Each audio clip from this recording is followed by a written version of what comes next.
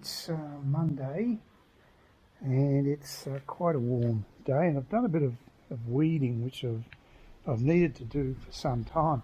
One thing I was going to point out to you is that I said I had issues with this roller door going up by itself. Well, one of my viewers sort of pointed out to me there should be a switch if you just turn it off. Turn off the power, so it can't possibly happen. So it might have touched the button on the remote or something, and it just went up one day just when I was heading out last Friday.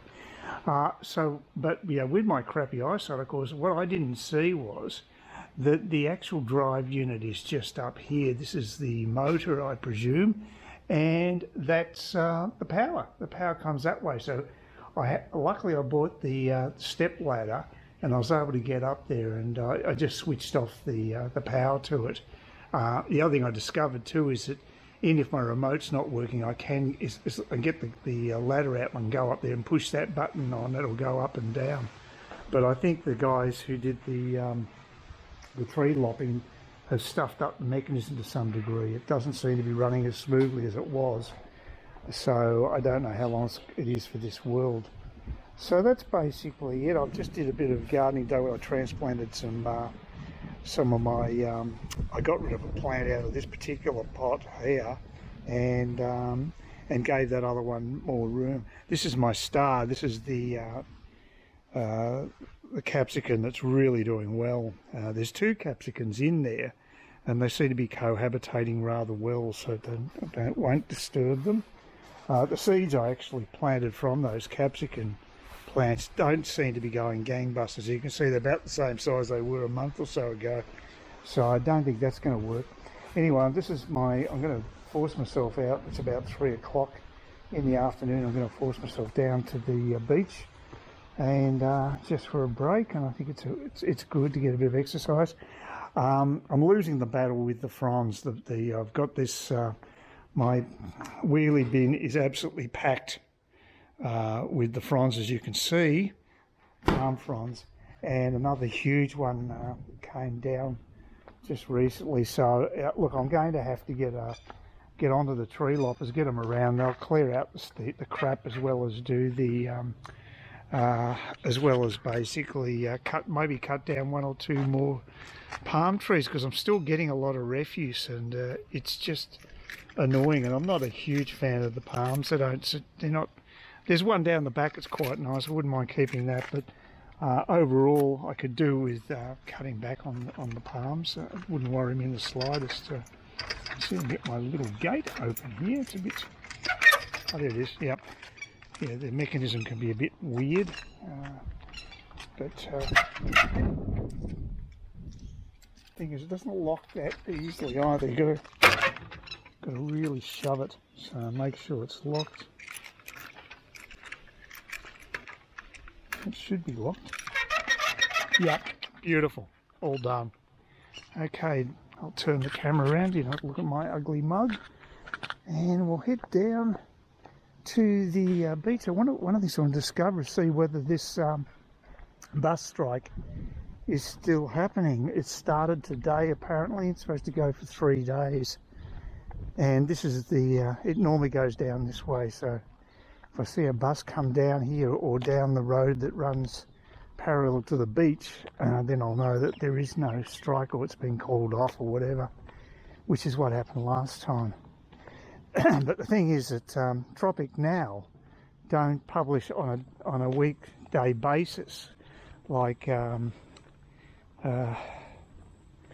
main rag does, the Murdoch rag, and not that they even reported it. The Cairns Post didn't even bother reporting about the strike. So look, whether it's on or not, I don't know. I'm not convinced until I see evidence of that, and I'll have to assume it's a maybe more than anything else. So I'm going to actually check out the pizza place on Friday, which is down the beach, just down this direction, in the resort. That's the Red House pizza night on Friday night. I'm going to check it out because Lynn said she'll come down and we'll go and have a look at it, because I don't want to go by myself. It's better if you've got a friend with you rather than doing it by yourself. So yeah, it was a perfect opportunity to do that. So I'll go and check that out. And now we're heading toward where the song coach, the singing coach is. And I looked them up on Google, and one of the students, I think she tutors a lot of school kids, and one of them wrote about 8 paragraphs extolling the virtues of the service that she provides, saying it was great for self-confidence and all this other stuff. Boy, are they happy. I've never read such a long review on Google. That would be a record, I think. Yeah, no exaggeration. I think it was that length of time. Yeah, that's the place over there. That's the voice studio. So, a bit of wind, unfortunately. Very much appreciated by me, though, because it's warmish. And I just want to get some exercise. As I said the other day, I just been way too sedentary. And it is such a lovely area to just have a wander around, especially just down this part of the street.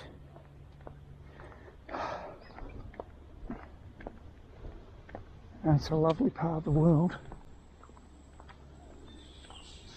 And I suspect that the property prices here are going up quite a bit because there's just no supply. I've been watching it online and there's just no new properties. I mean, it's this time of year is part of it, but I also think that just people, the sellers here just have, I don't know why, but they seem to be on strike right now. And with the borders opening up last Saturday, apparently there's been a huge amount of interest, mainly down southeast in places like Surfers Paradise, Sunshine Coast. But there's been a bit of spillover interest in Cairns as well. And I'd say that areas like this, just near the beach, would be very highly sought after, because just finding a place available is half the battle. That's a lovely tree. What if I've got one of those growing? It looks like a jacaranda. Yeah, I like those style. I've got this cute little park here just before you head to Kawara Street, which is where the beach entrance is. Very nice. And of course it's very quiet on a Monday. Should have brought my bathers. It's a perfect day to have a dip. It's quite warm. So it'd be nice to be in the water right now. I'm looking forward to just getting near the beach, so it'll be a breeze. Yeah, that's a nice spot. I have no regrets moving here. It's actually been around 6 months now, so I suppose I could sort of have my unofficial 6-monthly review on what it's like living here. You know, apart from the fact that I'm isolated. If there is actually a bus strike on, well, of course, that means I'm waiting for some medication which wasn't available on Friday, and the chemist is going to give me a call, tell me when it's in, the eye drops. But I won't be able to go to Smithfield because there's no buses. I'm not going to walk there. It's about 7 k's. I could ride the bike, but I'd be dead in this heat. So it's just not practical. But that's one of the only downsides, that things like that can happen. But in virtually every other respect, it's been a positive being here. It's so peaceful. You know, it's great having a garden. I was never able to grow veggies as successfully as I have here, and I'm still learning a hell of a lot. But at least, like I say, those capsicums are going really well, and I did harvest some tomatoes. I'm hoping to get some greens. That's what I really want to get, some leafy greens. I mean, I've got the waxy ones. They're actually creepers, and I've actually planted them down the back and training them to go on the wire, and Yeah, look at the gardens here, they're great. There's a whole lot of landscaping taking place down the road here. I couldn't find any details about it though. I don't know if the council mentioned it. I don't think there's any signage there either, because I walked past there to get my visa down at the post office, and I had a look at the signs. They didn't really tell me anything. So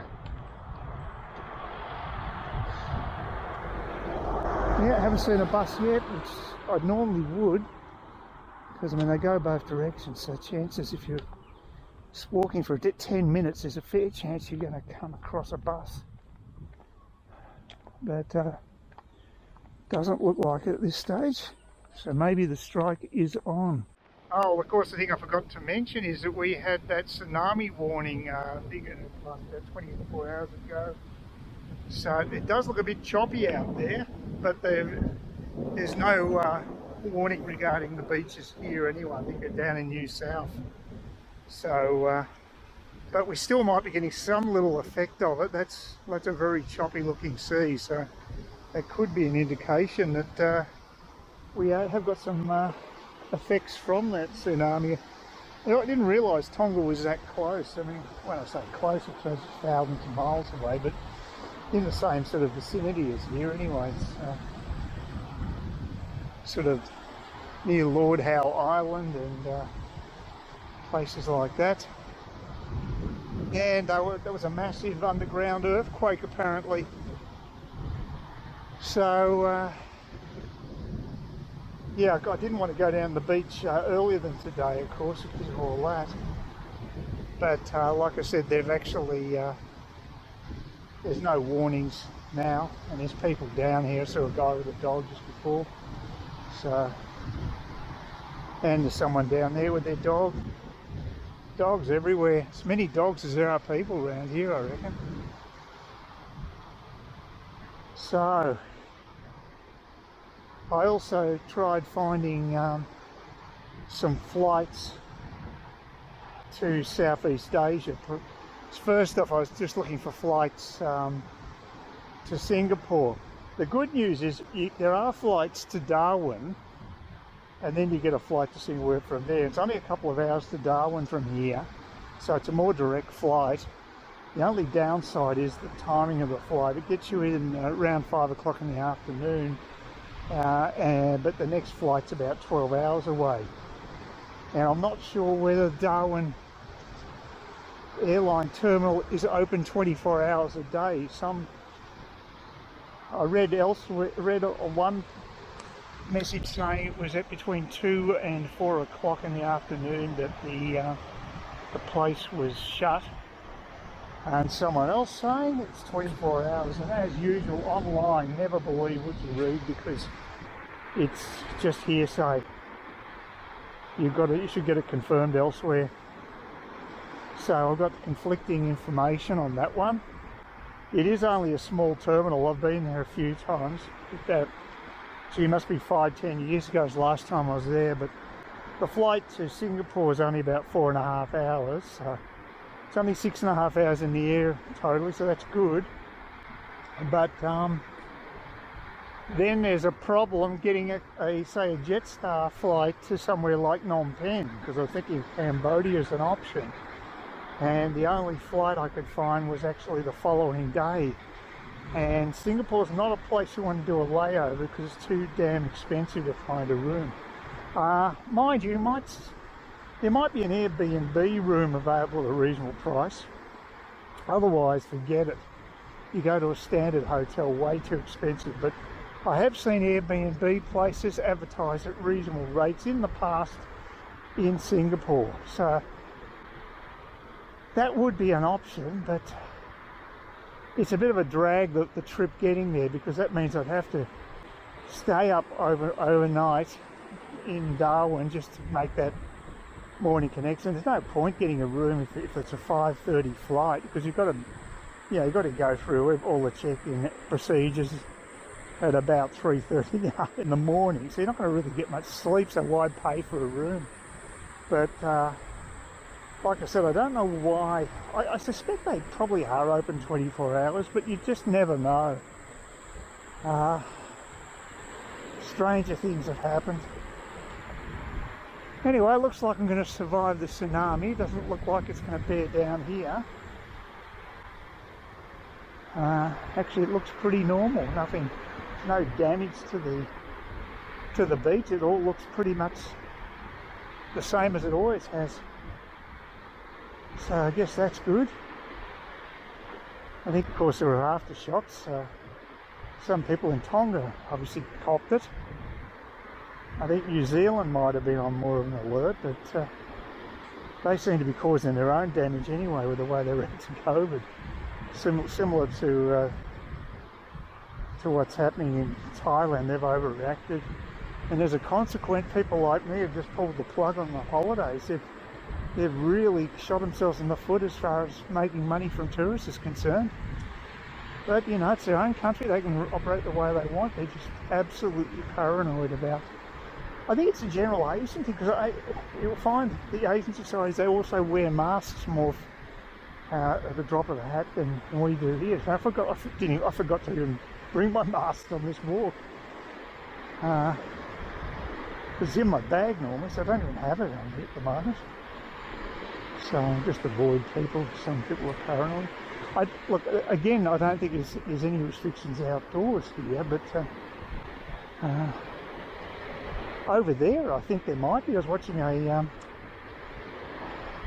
blog by an Aussie from Newcastle named Todd in Laos, and he's there with his Laotian wife, and they're running a business, a restaurant there, and he's just living in Laos as opposed to Oz. But I told him about my problems with flights, and he said, yeah, it's a hassle getting back to Australia because he wants to go and see relatives, and not easy. Lots of obstacles these days. No one's swimming by the looks of things. It's fairly rough, I guess. No, not one person in there. Probably scared off by the concept of the tsunami, I imagine. Please consider subscribing to my channel if you think there's anything there of use to you, or entertainment or whatever. And either do that or give me a thumbs up, or if you're feeling really energetic, do both. That'd be great.